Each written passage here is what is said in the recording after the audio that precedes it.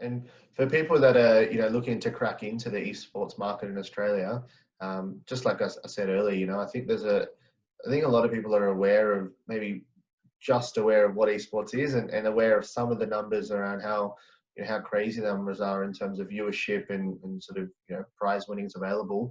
But I think it sometimes doesn't hit home that, hey, there's a realistic opportunity to actually work in this space. So for people that are looking to get into this industry, either full time or part time, whether it's for their 9 to 5 jobs or from an investment or ownership opportunity, what avenues are available in Australia currently? It's evolving rapidly. So we were a first mover probably 3-4 years ago, and it was much easier back now. Now basically most teams are owned by, in the big leagues, are owned by a sport and entertainment group or have some backers. So, but yeah, I think everyone thinks esports is probably bigger than it is in the short term, but underestimates how big it is in the long term. So Right. everyone's saying I want to work in esports. Like, there's not a lot of salaries out there to pay, particularly for senior people. But yeah, as with anything, whether it's traditional sports or esports, the key is actually to get in there and have a go and try and find some internships or some part-time opportunities. I always give the advice: make sure you're good at something, whether it's sport or esports. Saying I want to work in sports, I want to work in esports. There's many roles there. Like, are you a graphic designer, a social media, a strength and conditioning coach? It's actually working some sort of functional skill set that you're good at.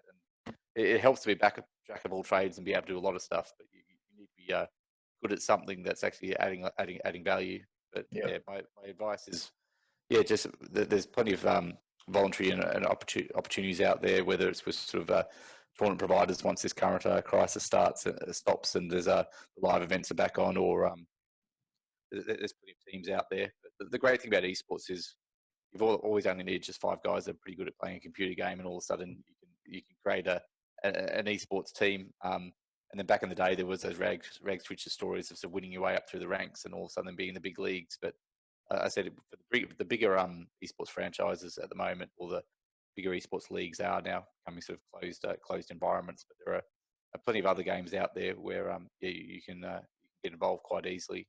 I think esports is like sports. There's AFL, there's NRL, there's cricket, but there's also badminton, table tennis, BMX racing. There's a huge diverse range of esports out there. Some of them bigger than others, but there's always a place where you can find some opportunities. Right. Okay. And for people, I'm just going to talk about Sydney and Australia specifically, but again, for people that are looking to learn more about the industry, build their networks, and ideally look to start getting work in the industry, what are some resources that you think would be a good starting point? Like whether it's podcasts, meetups, or e-meetups now, any sort of forums, what would you recommend? I think you can get head around the business aspects of the space. There's some really good global publications, TEO, the Esports Observer, and ESI, Esports Insider. So it would be really good to sort of read them. They've got social media and they've got sort of websites, etc. It's really interesting articles about the business of sports globally to get your head around, I guess, the ecosystem. Locally, I'm a member of the EGAA, the Esports Games Association of Australia.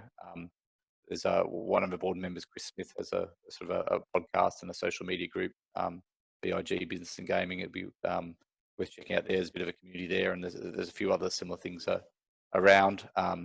There's usually these bodies have a conference again, or meetups. And sometimes it's just there's a few gaming bars around there. Sometimes they're as casual as just a few drinks and a speaker. Sometimes they're full on conferences, obviously on hold at the moment, but I know the plans are to hold some more this year. So yeah, I think it's just getting along to some of these mixer events is worthwhile. And there's a few community groups out there on Facebook, etc.